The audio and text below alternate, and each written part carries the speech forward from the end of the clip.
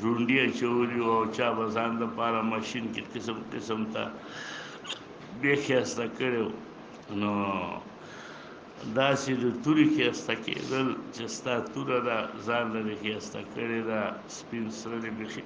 خېجولي دي لاستو باندې نو دا ښایسته کول او ګاڼه د دې تورې د دې حکم څه دی حدثنا محمد بن صدران ابو جعفر البصري قال حدثنا طالب بن حجير عن هود بن عبد الله بن سعد عن جده مزيدة قال دخل رسول الله صلى الله عليه وسلم يوم الفتح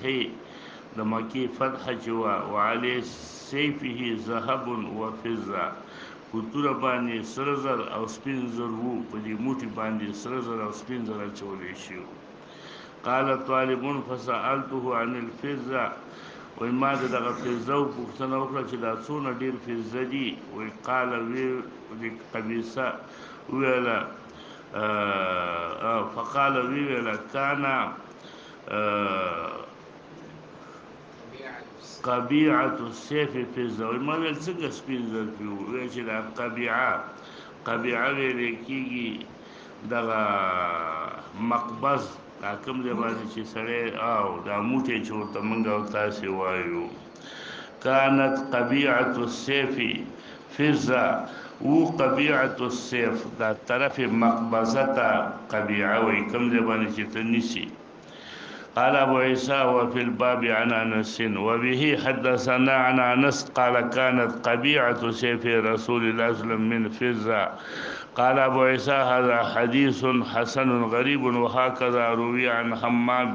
عن قتادة عن انس وقد روى بعضهم عن قتادة عن سعيد بن ابي الحسن قال كانت قبيعة سيف رسول الله صلى الله عليه وسلم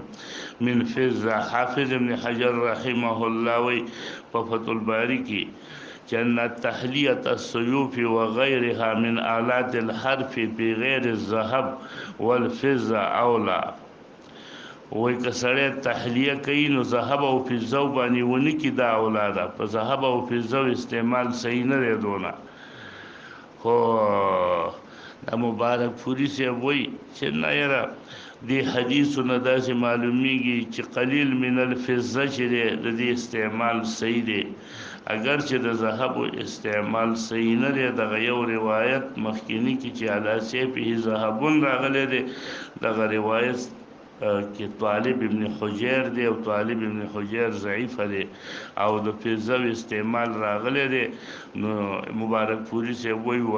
ويجوز تحلیه السيوف بالقليل من الفضه لکه د حدیث د باب نه چې معلومیږي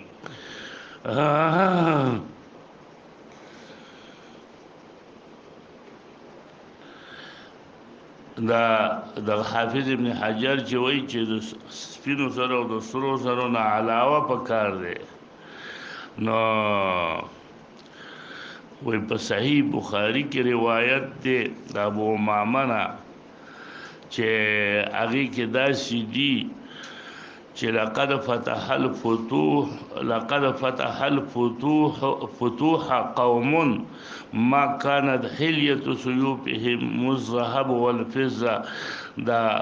فتوح داسې خلکو کړي دي چې سرو زرو او د سپینو زرو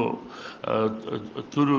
ته دغه غاڼې نه وی چولې نه دغه په تورو نه وی خطلې دغه روایت نه معلومیږي چې سپین زر او سره زر استعمال صحیح نه دی حافظ ابن حجر وایي او ما تاسو ته ویل چې ټیک د قلیل من الفضه په دې بابونو کې ثابت شو چې دا راغلي